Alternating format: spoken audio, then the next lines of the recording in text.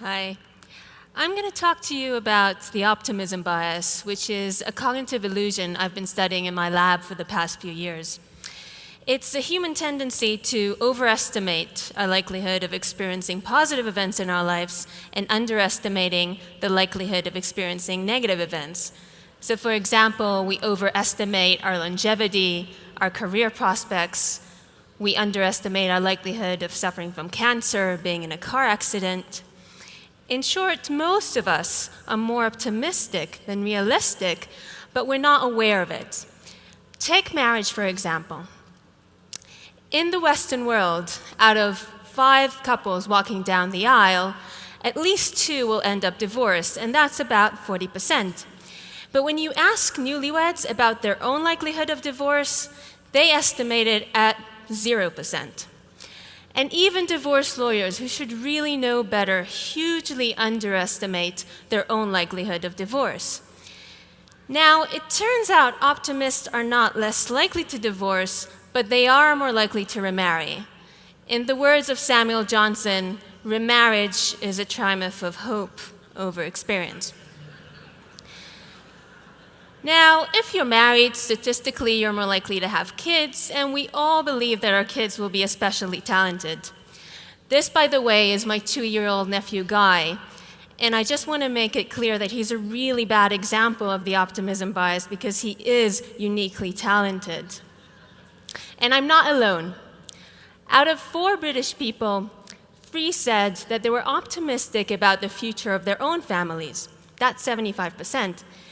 But only 30% said that they're optimistic about families in general. And that's a really important point because we're optimistic about ourselves, we're optimistic about our kids, we're optimistic about our families, but we're not so optimistic about the guy sitting next to us. And we're somewhat pessimistic about the future of our country and the future of our leaders. But private optimism about our own personal future, that remains quite persistent. And it's a global phenomenon.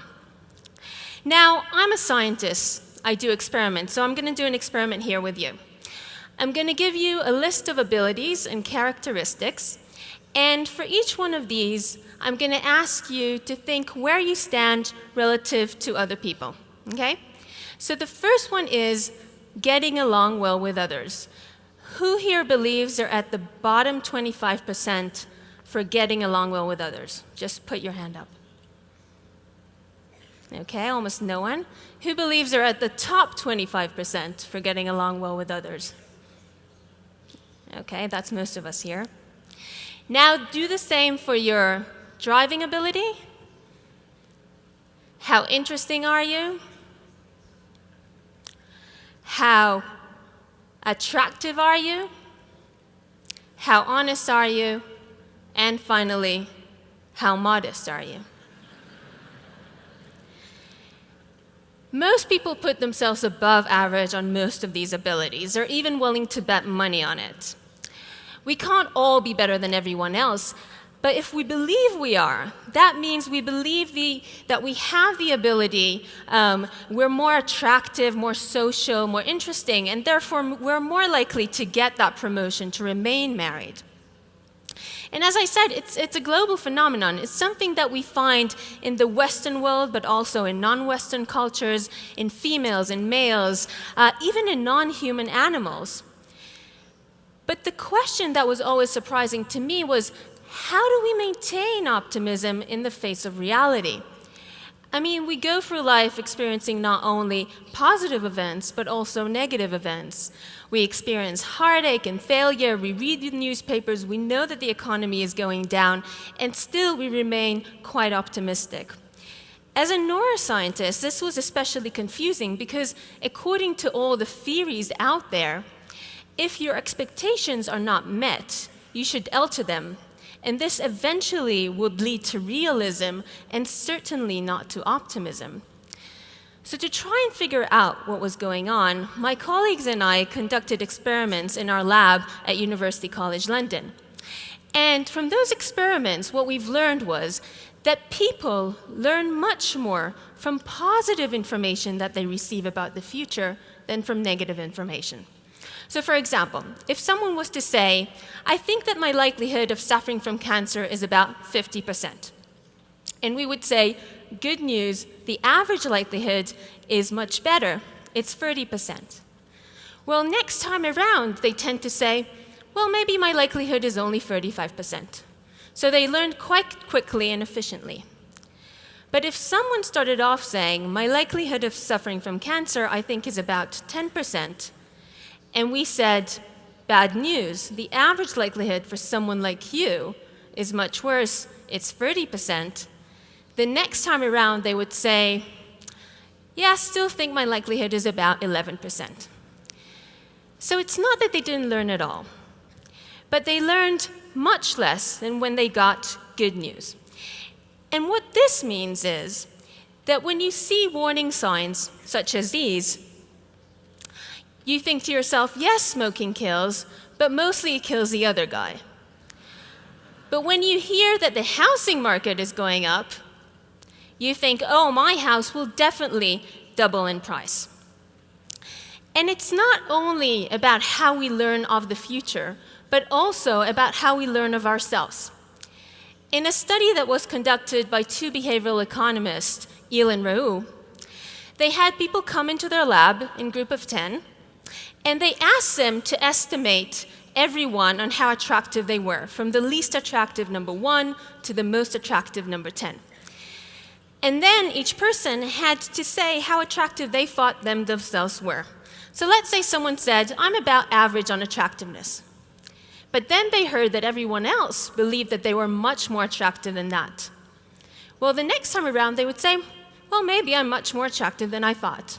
So they changed their perception quite easily.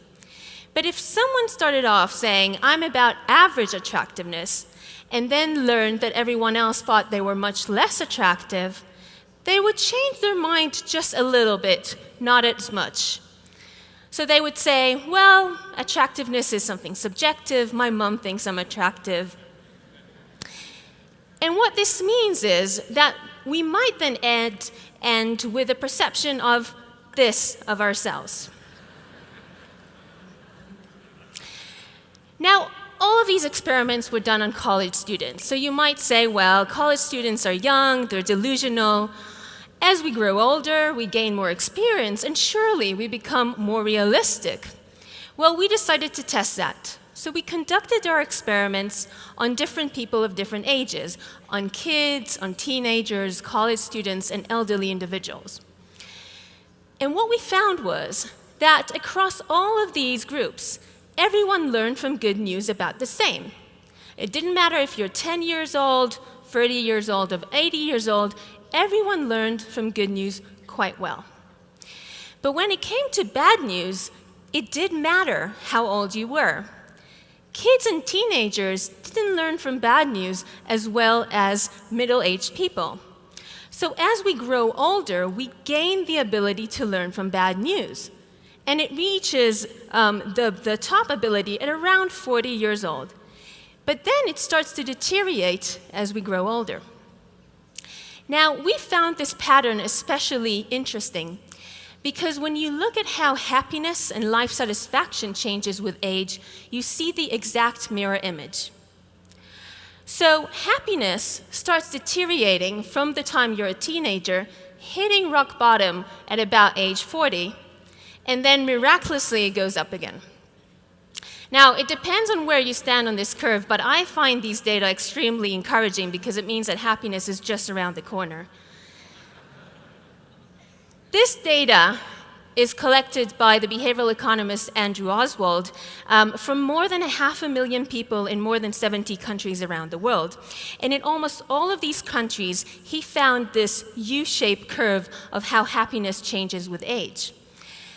But there were a few differences between the different countries, especially at what age people hit rock bottom. So in the UK, for example, people tended to hit rock bottom at around age 37. But in the US, they wouldn't reach their lowest point until a decade later, at around the age of 47. And in Italy, it didn't happen until they were about 66 years old. And in Mexico, they were smack in the middle. At around age 40, they would reach the lowest point in their life. So we didn't test how the ability to learn from bad news is related to happiness, but we did test how the ability to learn from bad news is related to clinical depression.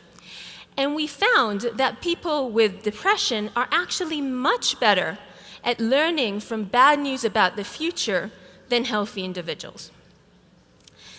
So what we wanted to know was what was going on inside the depressed brain that allows people to learn from negative information about the future, but did not allow it in the healthy brain.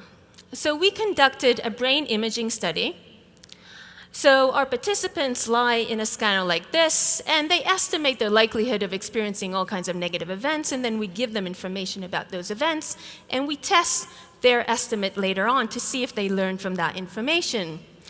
And using a method called functional MRI, we are able to detect parts of the brain that were responding to good news. One of these regions is called the left inferior frontal gyrus. It's about here. And it was responding to good news. So if someone said, my likelihood of suffering from cancer is about 50%, and we said, good news, average likelihood is about 30%, this region will respond quite fiercely. And it didn't matter if you're an extreme optimist, a mild optimist, or slightly pessimistic, or even depressed. Everyone's left inferior frontal gyrus was doing quite a good job. Now, on the other side of the brain, the right inferior frontal gyrus was responding to negative news. And it wasn't doing a very good job. And the more optimistic you were, the less likely this region was to integrate negative information into your beliefs. Now, if this region is not responding to negative information, you will fail to learn from bad news and will constantly keep your rose spectacles on. So we wanted to know whether we can change this. Could we alter people's bias by changing the activity of these brain regions? And there's a way for us to do that. This is my collaborator at UCL, Riyada Kanai, and what he's doing is he's passing a small magnetic pulse through the scalp of this participant into his left inferior frontal gyrus. And by doing that, we're able to interfere with the activity of this brain region for about half an hour. After that, everything goes back to normal, I assure you. So when we did that, we found that people's bias disappear. Their ability to learn from bad news would then equal to their ability to learn from good news. Now here's a question. If you could eliminate the optimism bias using different methods and in different environments, would you want to do that? Well, I believe that humans have evolved this optimism bias because on balance, the positive outcomes of optimism is greater than the negative outcomes. And optimism has been related to better physical health and mental health. Optimism is related to achievement in different domains, but there are also pitfalls. Underestimating the risks out there may make you less likely to take precautionary actions, like going to medical screenings or putting on a helmet. And so the hope is that by studying the human brain, we will be able to identify methods to enhance the optimism bias in groups of people who lack it and need it, but at the same time, identify ways to protect ourselves from the downfalls. Thank you.